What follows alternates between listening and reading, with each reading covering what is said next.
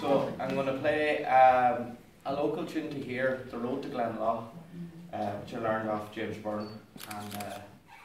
And James was a great fiddle player and a great influence on myself and a lot of people in my generation. We spent a lot of weekends down here with him. And great fiddle player. So try The Road to Glenlaw.